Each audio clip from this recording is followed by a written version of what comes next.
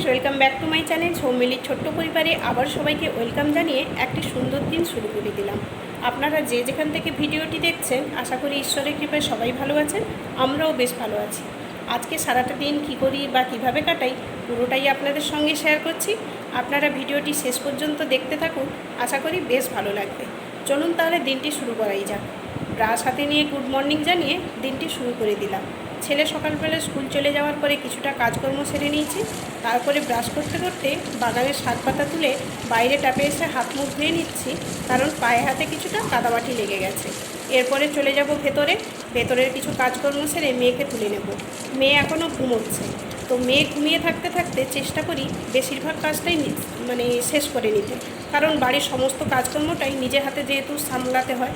তো চলুন তাহলে এবারে কাজকর্ম সেরে মেয়েকে ফ্রেশ করে দিচ্ছি। মেয়ে কিন্তু আমাদের মতোই কাজ করে, আমরা যেমন সকালবেলা ব্রাশ করে ড্রেস চেঞ্জ করে ফ্রেশ হয়ে যাই, ও কিন্তু সেই মতো করে। পুরোটা কথা না বলতে পারলেও ইশারাতে কিন্তু সমস্তটাই ও গুছিয়ে দেয়। ওকে কিন্তু এবারে ফ্রেশ করে খাওয়া দাওয়া করিয়ে নেব, কারণ আজকে একটু রান্নার বেশি জোগাড় করতে হবে, বাড়ি থেকেও আসবে। চলুন তাহলে কে আসছে না আসছে দেখাই।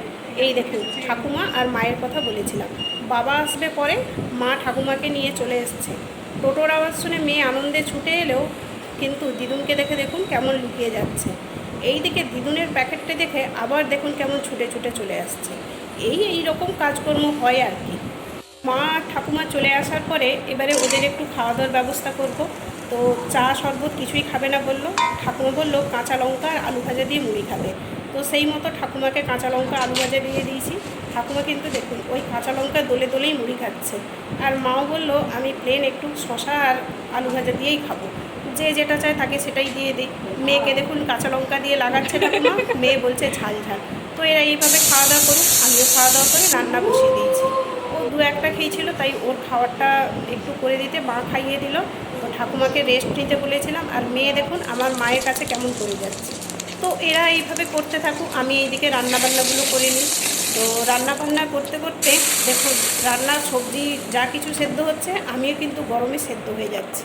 আমি কেবল নয়, আমার মতো বেশিরভাগ মেয়েদেরই এই অবস্থা হয়ে যায়, রান্না করতে করতে সবজির মতো হাফ সেদ্ধ। কারণ এত গরমে সবাইকেই তো এই রান্নাঘরে কাটাতে হয়, রান্না করতে হয়। তো এই জন্য আমি কি করি, মাঝে মাঝে একটু হাওয়ার দিকে চলে আসি, আবার একটু জল টল খেয়ে একটু নিজে ঠিক হয়ে যাই, আবার রান্নাঘরে যাই। প্রতিদিনই এইভাবে করতে থাকে। তো এরা মুড়ি টুড়ি খেতে কিছুটা মেঝের মধ্যে পড়ে গেছিলো। আর এখন তো গরমের জন্য কিছু খাওয়ার করলেই সঙ্গে সঙ্গে পিঁপড়ে এসে লেগে যায়। তো যেহেতু ছোট বাচ্চাটা মেঝের মধ্যে ঘুরে যায়, তো তাই একটু জল টল খেয়ে একটু ঝাঁট দিয়ে দিচ্ছি। আর এইদিকে কিন্তু রান্না চলতেই আছে। তো শেষমেশ কিন্তু রান্না আমার কমপ্লিট হয়ে গেছে।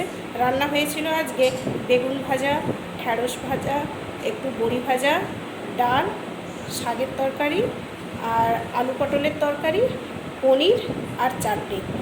আজকে কিন্তু নিরামিষ, বৃহস্পতিবার। আপনারা তো আগেই জেনেছেন আমাদের বাড়িতে দুদিন নিরামিষ হয়। তো রান্নাবান্না যখন কমপ্লিট, এবারে একটু স্নান টান করিয়ে নিই। তো মেয়েকে স্নান করিয়ে আমি জামা কাপড় কাচাকাচি করে স্নান করে নিয়েছি। এবারে ছাদে এগুলো মেনে নিই। তো ছেলেও স্কুল থেকে চলে আসার পরে ও কিন্তু স্নান করতে ঢুকে গেছে। তো ও যতক্ষণ স্নান করছে আমিও ততক্ষণ জামা কাপড়গুলো মেলে দিই। আর যেহেতু ঘড়ির কাঁটাতে 12টার বেশি হয়ে গেছে, তো মাকে বলেছিলাম যে ঠাকুমার বয়স হয়ে গেছে, ঠাকুমাকে আর আমার পুচকিটাকে আগে খেতে দিয়ে দিই। মা বলছে ঠিক আছে তুমি জামা কাপড় মিলে আসো তারপরে। তো যাই হোক, এদেরকে আগে খাবার দিয়ে দিয়েছি। ছেলে বলছে আমি কিন্তু দাদুভাই এলেই খাবো। তো সেই মতো ঠাকুমা একটু বিশ্রাম নিচ্ছে খাওয়া দাওয়া করে, আর বাবাকে টেবিলে দিয়ে দিয়েছে। মা বলছে আমাদের সব নিচে নিয়ে চলে আসো। তো খাওয়া দাওয়া মোটামুটি কমপ্লিট করে এবারে দেখুন কিছু কাজকর্ম করে নিলাম। তো ভাবলাম মেয়েকে নিয়ে একটু ঘুমোতে যাব, আবার ফিরে চলে এলাম। কেন বলুন তো, চলুন কি হয়েছে দেখাচ্ছি। খাওয়া দাওয়া তো অনেকক্ষণ হয়ে গেছে, ঠাকুমা আর ছেলে ঘুমিয়ে গেছে, মেয়ে ছিল মায়ের কাছে। হঠাৎ থেকে কোনো সাড়া শব্দ নেই, এসে দেখি এরা তো সবাই ঘুমিয়ে গেছে। আমি আর বসে থেকে কী করি, আমিও রেস্ট নিয়ে নিলাম। তারপরে অনেকক্ষণ ঠাকুমার সঙ্গে সময় কাটালাম, বেশ ভালোই লাগলো। ঠাকুমা একটু বসছে, এবারে বাড়ি চলে যাবে, টোটো বা ভ্যানের জন্য অপেক্ষা করছে। তো আস্তে আস্তে ঠাকুমা বলে চলো বাইরের দিকে গিয়ে দাঁড়াই। তো ঠাকুমা এবারে চলে যাবে। ছেলে তো মন খারাপ করছে, তো মেয়ে তো এখনও ঘুমিয়ে আছে, যেহেতু দেরি করেই ঘুম থেকে ওঠে। তো ঠাকুমা বলছে যাই হোক, হাত পা চলছে, এখন ঘুরে যাচ্ছি, আবার কবে আসতে পারবো কে জানে। তো আমরাও বলছি দেখো না, ঠিক আবার চলেই আসবে। আপনাদেরকে তো আগেই বলেছিলাম আমার ঠাকুমার মানসিকতা কিন্তু অনেকটাই স্ট্রং। তো আপনারা বেশ কিছুদিন ভিডিওতে দেখছেন, আমার ঠাকুমার কথাবার্তা বা ঠাকুমাকেও দেখেছেন। সত্যি ঠাকুমার মানসিকতা অনেকটাই স্ট্রং। মনের জোর এতটাই যে ঠাকুমাকে সবসময় বলি, তুমি এইভাবে যদি মনের জোর রাখো দেখবে 100 বছর পর্যন্ত পৌঁছে যাবে। আমাদের কিন্তু তোমার মতো অতটা মনের জোর নেই।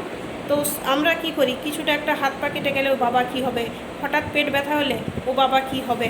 ঠাকুমা কিন্তু অল্পতে কিন্তু ভেঙেই পড়ে না। তো এই প্রসঙ্গে একটা কথা বলছি, আপনারা কেউ অন্য কোনো মাইন্ডে নেবেন না। এখনকার মানুষদের আমরা এই ধরুন আমার ঠাকুমার কথাই আমরা কি শুনছি যে 88 বছর প্লাস, ধরুন 88 বছর হয়েই গেছে, কিন্তু আমরা এখন কী ভাবছি 60 বছর পর্যন্ত যেতে পারবো কি না। কারণ প্রত্যেকটা জিনিসেই ভেজাল। আমরা তো কিছুটা ভেজাল খাচ্ছি, কিন্তু আমাদের এই যে ছোট ছোট বাচ্চারা এরা তো আরও বেশি ভেজাল খেয়ে যাচ্ছে। তো সেই মতো আমরা বলি যে ঠাকুমা এত বছর বয়স হয়ে গেছে, আমরা মনে হয় 60 বছর পর্যন্ত যেতে পারবো না। কেন এই কথাটা বললাম, কারণ আজকে আমাদের বাড়িতে কী রান্নাবান্না হয়েছে পুরোটাই আপনাদেরকে মেনু দেখালাম। আমার ঠাকুমা কিন্তু কোনো রকম অ্যান্টাসিড, হজমের ওষুধ কোনো কিছুই ছাড়া কিন্তু পুরোটাই খাওয়া দাওয়া করলো। তো ঠাকুমাকে এই কারণেই বলেছিলাম যে এইভাবেই তোমার শরীর যদি সুস্থ থাকে দেখবে অনেক ভালো হবে। ঠাকুমা বলে আমার তো কোনো কিছুই অসুবিধা হয় না, ওষুধ শুধু শুধু কেন খেতে যাবো বল। আর আমরা কিন্তু এই বয়সে কোথাও খেতে গেলে রিচ খাওয়া দাওয়া করলে আগেই বলে দেই যে না না বাবা আগে অ্যান্টাসিড খাই, এত রিচ খাওয়া দাওয়া করলাম। তো এই কথাটাই বলার আর কি, যে এত কিছু খেয়ে নিয়েছে বলে সেটা নয়, যে এদের মানে হজম ক্ষমতাটা কতটাই স্ট্রং। নির্ভেজাল প্রথম থেকে খাওয়ার জন্যই কিন্তু শরীর আজও সুস্থ। এই প্রসঙ্গে বলা, আবারও বললাম আপনারা কিন্তু কেউ অন্য কোনো মাইন্ডে নেবেন না। তো যাই হোক, ভ্যান চলে এসছে, টোটোর জন্য মা অপেক্ষা করছিল। ঠাকুমার ওই যে মানসিকতার দিক এতটাই স্ট্রং, দেখুন একাই কিন্তু ভ্যানে উঠে বসে চলে যাচ্ছে। মা কিন্তু ভয় পাচ্ছিল যে ভ্যানে উঠতে পারবে কি না। তো আমরা ভগবানের কাছে আশা করি ঠাকুমার মতো প্রত্যেক বাড়ির বয়স্ক লোকেরাই যেন এইভাবে থাকে। তো এরা মোটামুটি চলে যাচ্ছে, এবারে মেয়ে কিন্তু ঘুমিয়ে আছে, এইদিকে এবারে আমাকে চিন্তাটা রাখতে হবে। তো ছেলেকে নিয়ে চলে আসছি। তো এবারে দেখুন আমাদের কি অবস্থা। ছেলে তো টাটা করে যাচ্ছে, আমি বললাম একটু হাম্পি করে দাও। তো ছেলেকে মানে টাইমটা খুবই যখন কম পাই তো চেষ্টা করি বেশিরভাগ সময়টা ওর সঙ্গে ইয়ার্কি করে কাটাতে। ওকে আমি কোলে নেবো এরকম করে যাচ্ছি, বলি দুজনের হাইটটা দেখো, এইটুকু বাচ্চাটা কদিন আগে ছিল আর এখন আমাকে হাইটে ছাড়িয়ে যাবে। তো বলছে কেমন আমাকে ছোটোবেলায় কোলে নিতে নাও, আমি বলি সেই মতো কি আর পারবো, তো এখন যেমন তেমন নিচ্ছি। তো ওকে বলছি তোমাকেও কদিন পরে আমাকে কোলে নিতে হবে, ও বলছে আমি তোমাকে এখনই নিয়ে নিচ্ছি। তো এই মতো দুজনের হাসি ফুর্তি করে কেটে যাচ্ছে। তো কর্তামশাই যখন বাড়িতে থাকে না, একা থাকি, তো ছেলে মেয়েকে নিয়ে এইভাবে হাসি ফুর্তি করে কাটাবো না আর কি করে কাটাবো বলুন।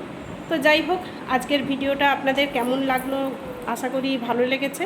তো অবশ্যই কমেন্ট করে জানাবেন। আজকের মতো আসি, পরের ভিডিওতে আবারও দেখা হচ্ছে। টাটা।